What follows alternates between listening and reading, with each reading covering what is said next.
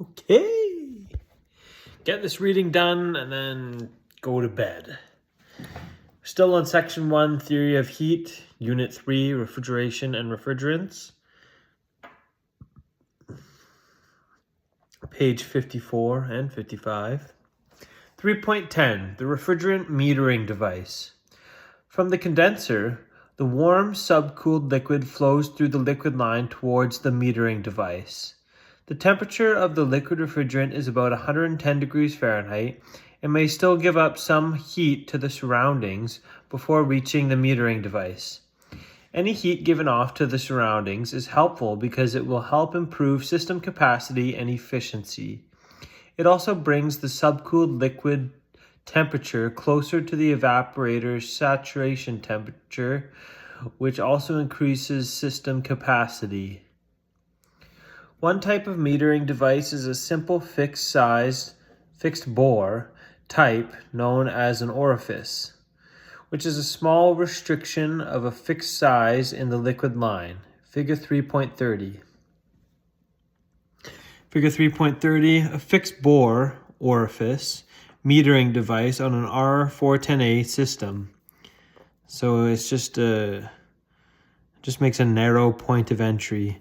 We got 100% subcooled liquid, goes through the metering device, the orifice, and it comes out partial liquid, 75%, partial vapor, 25%, 41 degree Fahrenheit, liquid and vapor.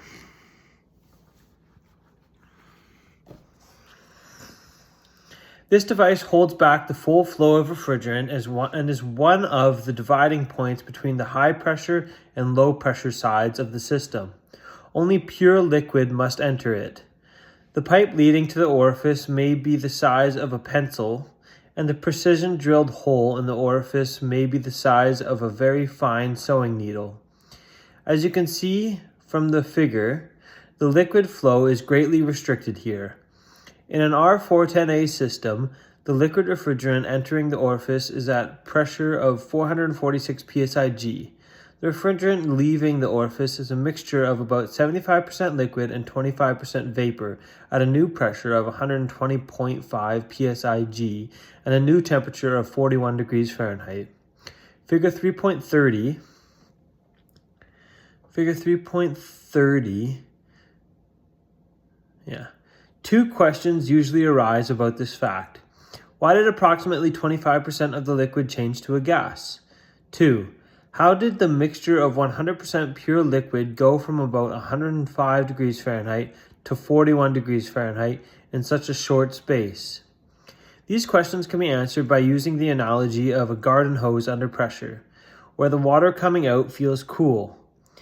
The water actually is cooler because some of it evaporates and turns to mist. Evaporation removes heat from the rest of the water and cools it down.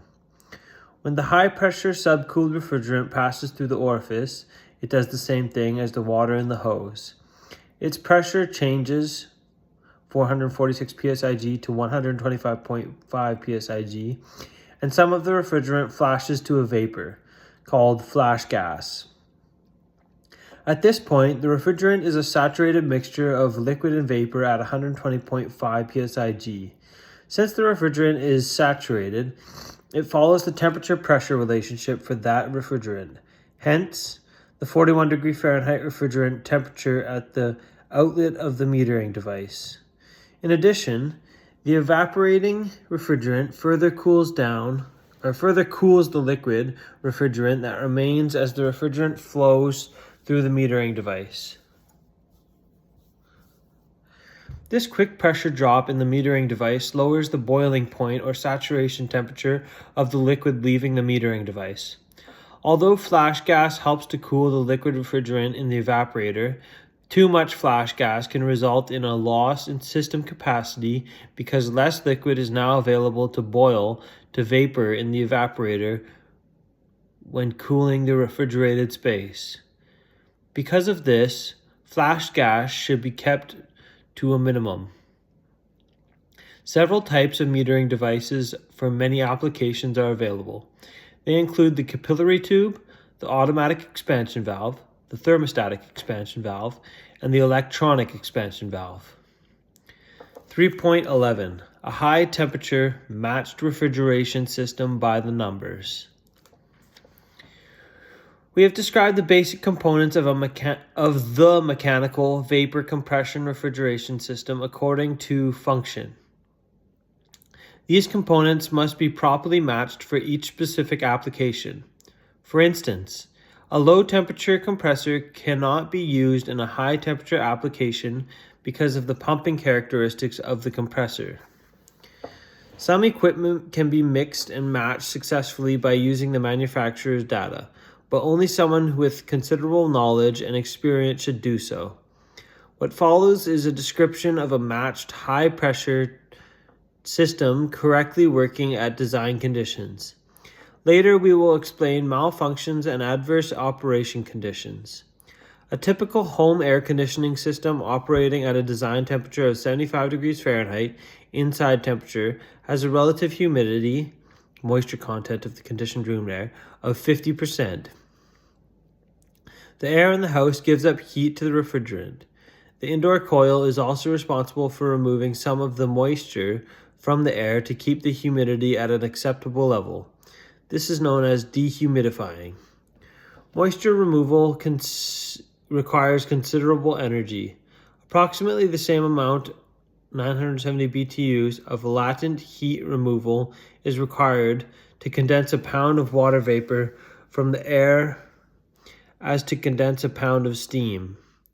All air conditioning systems must have a method for dealing with this moisture after it has turned to a liquid.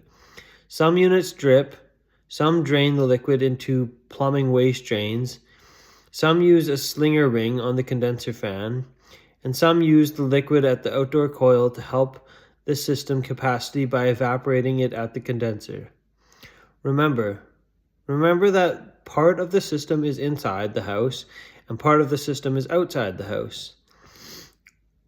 The numbers in the following description corresponds to the circled numbers in Figure 3.31.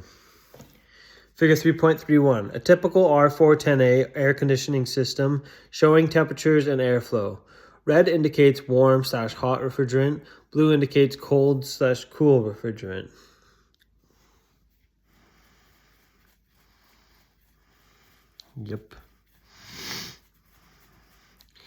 Yep, you gotta be somewhat of a scientist to do this type of work. Okay, that's pages 54 and 55. Oh, I actually missed some. Incorporating both of these components into a single unit makes system installation an easier task. The suction line carries low pressure, low temperature superheated vapor to the condensing unit, and the liquid line carries high pressure, high temperature subcooled liquid from the condensing unit to the metering device. Okay, like I said, pages 54 and 55. See y'all tomorrow.